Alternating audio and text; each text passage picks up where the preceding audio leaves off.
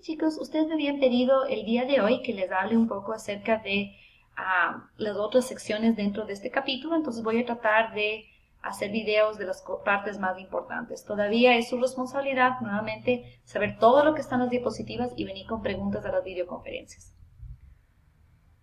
Entonces voy a hablar de la tetrodotoxina, que es un veneno poderoso que se encuentra dentro del pez globo. Esta, los científicos la utilizan para aislar la corriente de potasio. ¿Qué significa eso? Entonces, como habíamos hablado en la clase de hoy, básicamente hay cambios dentro de la neurona de voltaje, ¿no es cierto? Con la salida del potasio, por ejemplo, se va a volver más negativa la neurona por dentro. Con la entrada de sodio, en cambio, se va a volver más positiva, ¿no es cierto? Dependiendo en qué fase está del potencial de acción, si está en reposo, en la parte de depolarización, o si es que está en el periodo refractario. Entonces, esta toxina que se encuentra dentro del pez globo, lo que básicamente va a hacer es prevenir el movimiento de sodio. Y al prevenir el movimiento de sodio, los científicos pueden estudiar cómo el potasio influencia el potencial de acción. Pueden aislar esa corriente. Entonces, eso es lo que le hace interesante esta toxina. El tetraetilamonio, en cambio, previene el movimiento del potasio y esto permite aislar la corriente de sodio. Esto les permite a los científicos, en cambio, ver qué cambios en el voltaje dentro de la neurona se deben a la entrada del sodio. También habíamos hablado acerca de esta técnica que se llama de fijación de voltaje. Entonces, ¿qué es esto? Esta es una técnica que nos permite medir la actividad de una sola neurona. Entonces, si ustedes se ponen a pensar que esta cosa cilíndrica gris es el axón, los científicos lo que hacen es agarrar una sola neurona y dentro del axón le van a conectar dos electrodos. Un electrodo que inyecta corriente y otro electrodo que mide el voltaje. Como les decía en clase, esto realmente solo se puede hacer en animales, como son el ratón o el gato, o se puede hacer en humanos cuando están bajo condiciones de cirugía, porque tienes que agarrar una sola neurona, es decir, abrir el cerebro de la persona, buscar a una neurona, inyectarle estos dos electrodos para medir la actividad de la neurona. Y claro, cuando una neurona se activa, cambia el voltaje, ¿no es cierto? Como habíamos hablado, ¿sí ven? Cambia el voltaje.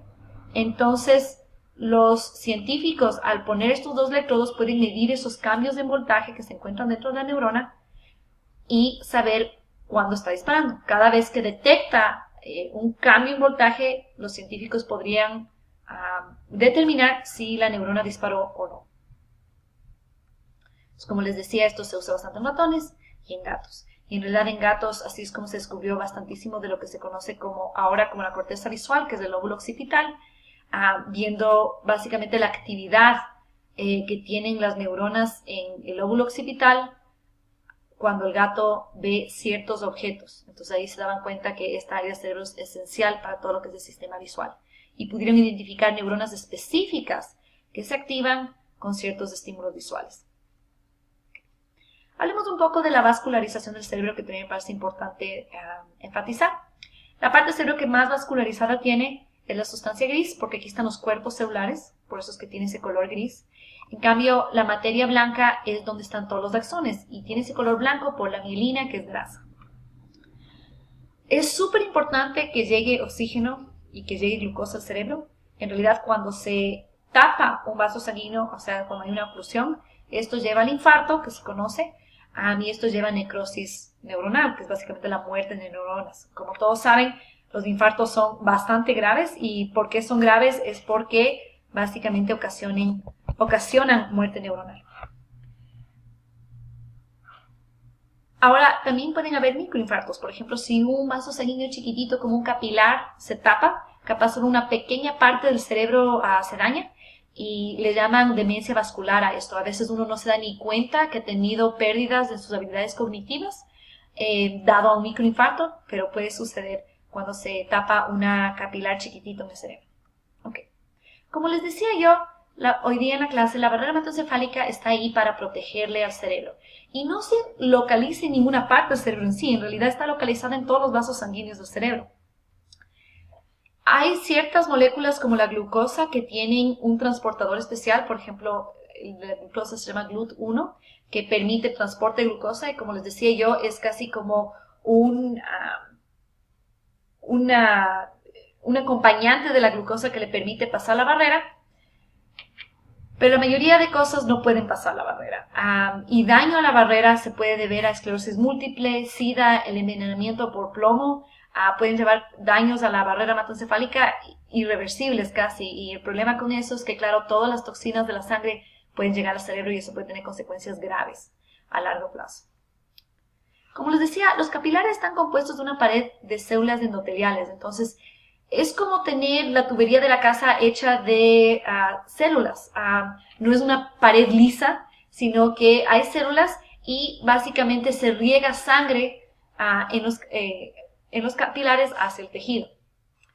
Los astrocitos tienen las patas pegadas a los capilares, entonces veamos una imagen de cómo se ve esto. Entonces, aquí en azul tenemos al astrocito, si le ven aquí, y aquí está su patita que está pegada al capilar. Como pueden ver, este es el vaso sanguíneo, ¿no es cierto? Y como pueden ver, el vaso sanguíneo está compuesto de estas células, si le ven, que están como pegadas una al lado de otra como rompecabezas. Pero claro, entre las células pasa la sangre hacia el cerebro. Pero ahí están los astrocitos también filtrando algo de esto. Lo que le hace único al cerebro es que entre las células, como ustedes pueden ver, aquí está la pared del vaso sanguíneo, ¿no es cierto? Alrededor de aquí. Entre cada una de estas células, si le magnificamos en un microscopio, lo que vamos a ver es esto que se llama tight junction en inglés, que es unión estrecha en español, que es básicamente estas proteínas que le cosen básicamente la unión entre las células. Y esto es la verdadera barrera hematoencefálica. Si yo les pregunto en el examen dónde está la barrera hematoencefálica, está aquí. Está aquí. Entre las células. Ahí es donde se encuentra. Ahí es donde realmente hay la unión estrecha. O el tight junction. Si le ven aquí en inglés de nuevo, aquí está la unión estrecha. Justamente entre las células.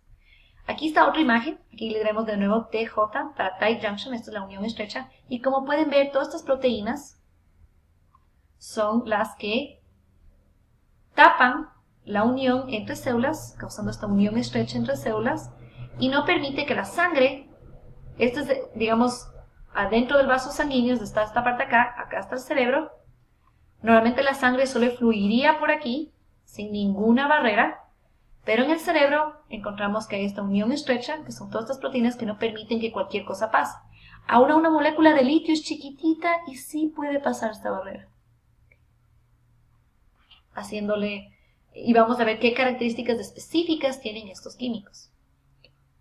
Como hablábamos en clase, hay ciertos órganos que se conocen como los órganos circunventriculares, como el ariopostema, el órgano subfunicular, el órgano vasculoso de la lámina terminal, que no tienen barrera hematoencefálica y se encuentran en estas áreas que vemos en esta imagen de aquí. Estos órganos circunventriculares se llaman circunventriculares porque se encuentran alrededor de los ventrículos que no tienen barrera hematoencefálica. No se olviden de ver el video de la barrera hematoencefálica que les subí porque está muy bueno, tiene una buena explicación de todo. Okay. Bien. Nos vamos a saltar esta parte. Ok. Toda droga que actúa sobre el cerebro tiene que tener estas dos características. Tiene que tener pocos enlaces de hidrógeno liposoluble y tiene que tener menos de 400 daltons.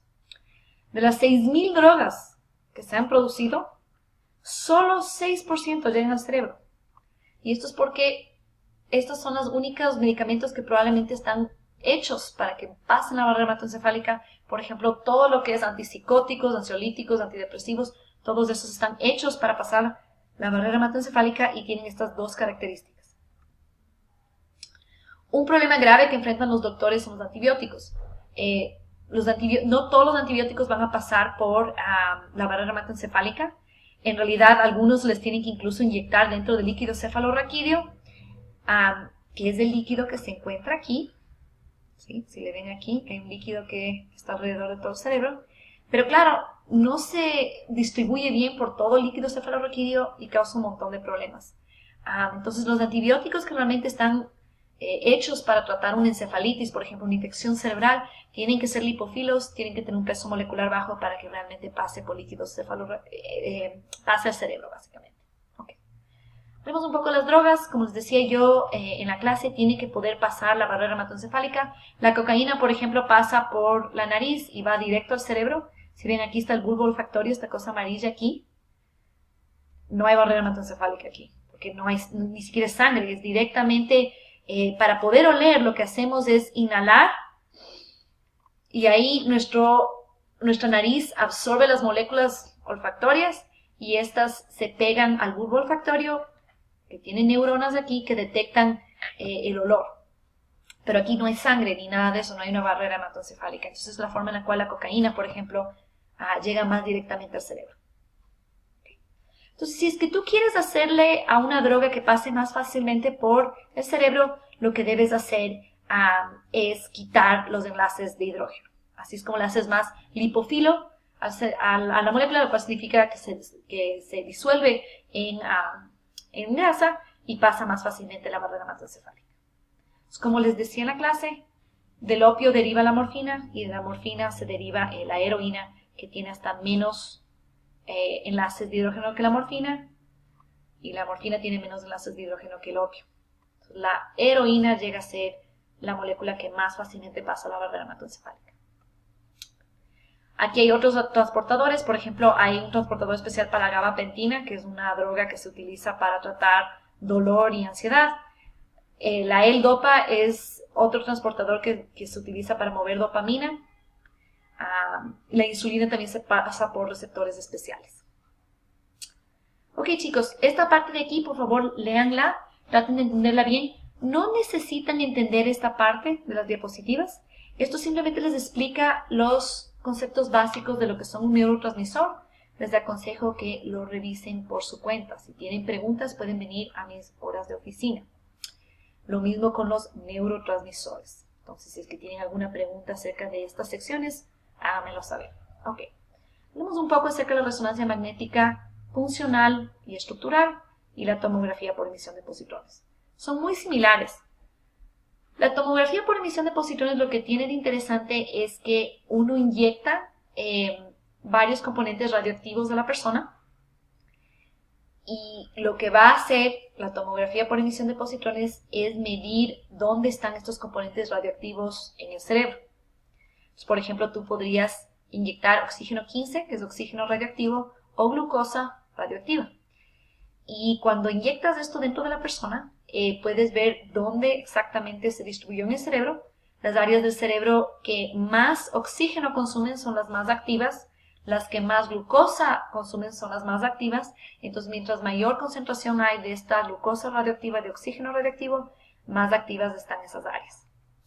En cambio, la resonancia magnética funcional es un método por el cual se usa un magneto enorme para medir cambios en la oxigenación del cerebro, que es este método que se llama BOLD, que es Blood Oxygen Level Dependent Method, que básicamente está midiendo cuánto oxígeno se encuentra en diferentes partes del cerebro y mide el cambio en el campo magnético cuando el cerebro consume oxígeno. Entonces, estos dos miden actividad cerebral. La resonancia magnética funcional y la tomografía por emisión de positrones miden actividad cerebral. Una cosa que es importante es que la resonancia magnética estructural, en cambio, es otro método, y la estructural no mide la actividad cerebral, sino mide el volumen de los diferentes lóbulos cerebrales o de las diferentes áreas cerebrales. Entonces, esto es algo que vamos a hablar más cuando tengamos nuestra videoconferencia el jueves. Por favor, chicos, estudien hasta eso, vengan con preguntas para el examen parcial.